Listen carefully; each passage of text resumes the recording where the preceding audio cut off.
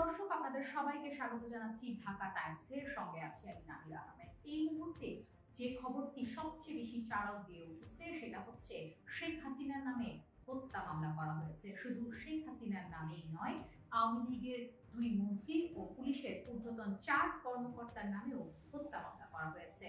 সব ডিটেইলস এই মুহূর্তে আপনাদের সঙ্গে শেয়ার করব।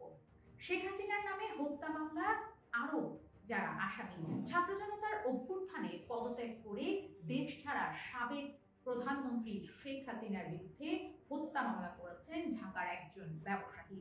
গত 5 আগস্ট ক্ষমতা ছাড়ার পর শেখ হাসিনার বিরুদ্ধে এটি প্রথম মামলা। মঙ্গলবার ঢাকার একটি আদালতে করা এই মামলায় শেখ হাসিনার সঙ্গে আসামি করা হয় সাবেক 2 মন্ত্রী ও সাবেক আইজিপি ও পুলিশের ঊর্ধ্বতন 4 কর্মকর্তাকে।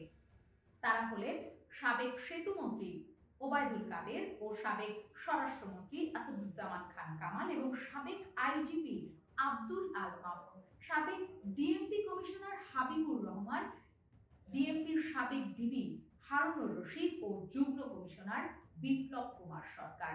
এছাড়া পুলিশের কর্মকর্তা ও সদস্য এবং তৎকালীন সরকারের ঊর্ধ্বতন কর্মকর্তাদের অজ্ঞাতনামা হিসাবে মামলার আসামি করা হয়েছে।